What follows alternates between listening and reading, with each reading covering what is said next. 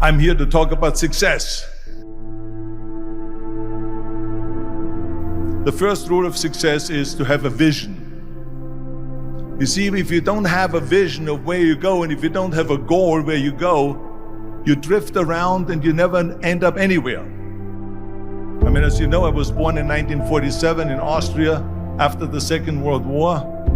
So I was very fortunate that I stumbled onto my vision. And I didn't really like Austria when I grew up. I couldn't wait to get out of there.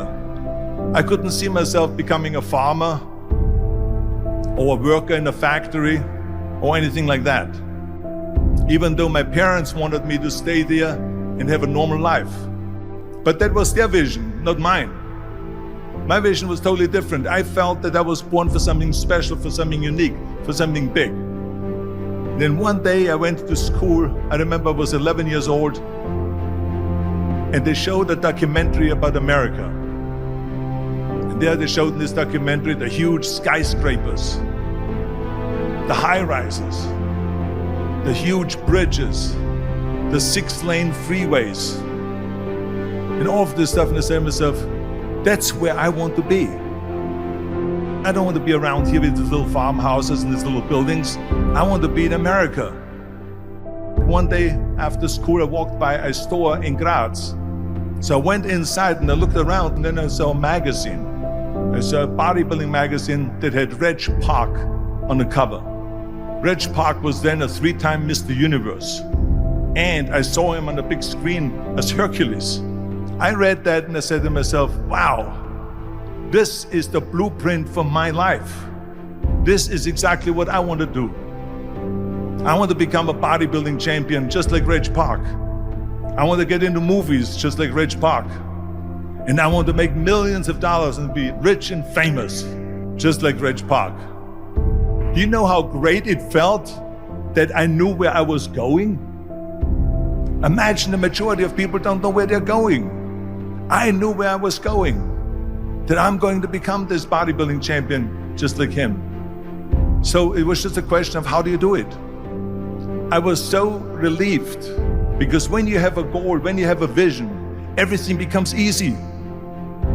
So people always ask me, when they saw me in the gym in the pumping iron days, they say, why is it that you're working out so hard? 5 hours a day, 6 hours a day, and you have always a smile on your face. And I told people all the time, I said, because to me, I'm shooting for a goal. In front of me is the Mr. Universe title. So every rep that I do gets me closer to accomplishing that goal, to make this goal, this vision turn into reality. Every single set that I do, every repetition, every weight that I lift will get me a step closer to turn this goal into reality. So I couldn't wait to do another 500-pound squat. I couldn't wait to do another 500-pound bench press. I couldn't wait to do another 2,000 reps of sit-ups. I couldn't wait for the next exercise. With the age of 20, I went to London and I won the Mr. Universe contest as the youngest Mr. Universe ever. And it was because I had a goal. So let me tell you something, visualizing your goal and going after it makes it fun. You've got to have a purpose no matter what you do in life. You've got to have a purpose. 74% hate their job in America. Now, there's not much different when you come to Europe. The majority of people don't like what they're doing because they're really not doing it because they didn't have a goal and they followed this goal. They just aimlessly drift around, and then all of a sudden there's a job opening, so they get that job because you have to work.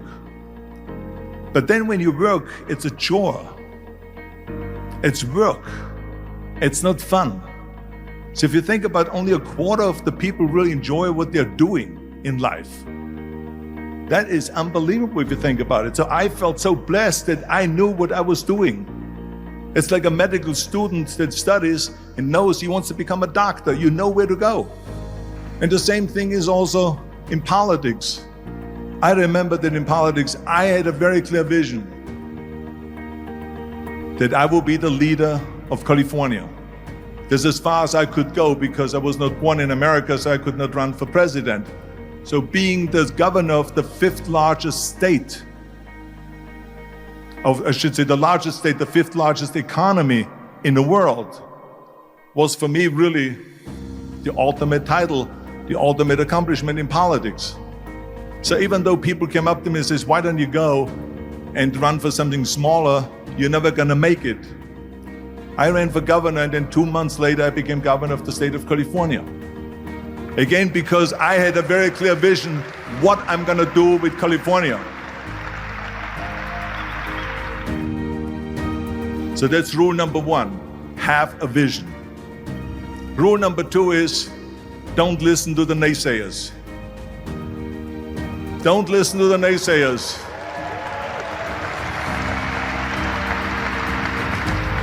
Everything I ever did, the thing that I heard out of people's mouth was, that's impossible. That can't be done. Or no. That is exactly what I heard, and of course I proved to the people that it can't be done.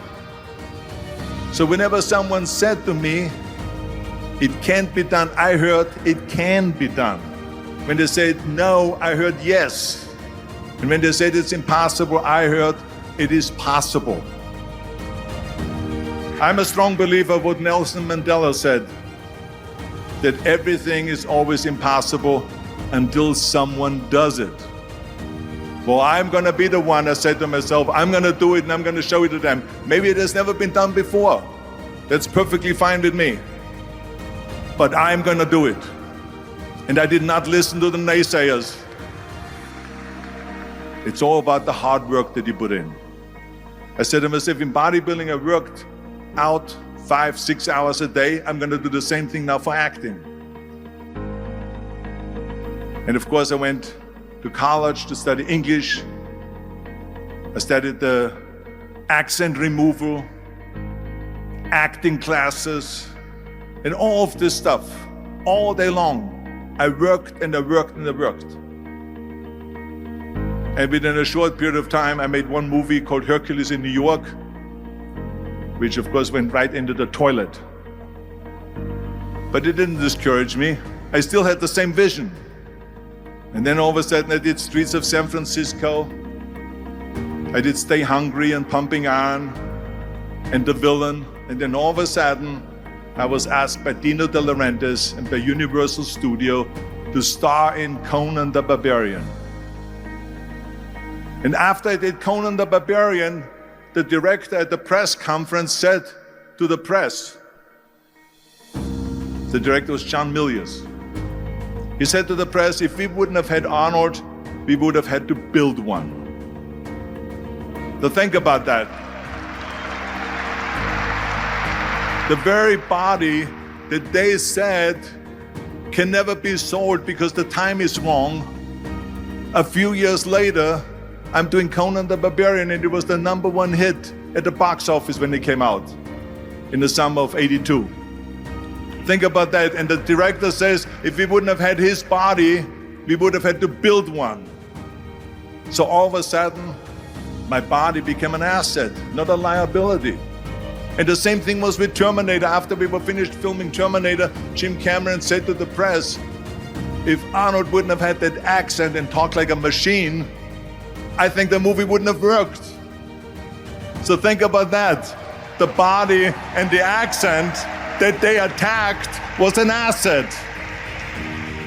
But I didn't listen to those losers. I didn't listen to them at all. It's just the reality of it is that you cannot listen to the naysayers. So this is a very important lesson for all of you. So when someone says, no, this is a stupid idea, you in your mind, you don't have to say it, but in your mind just say this of you asshole. What do you know?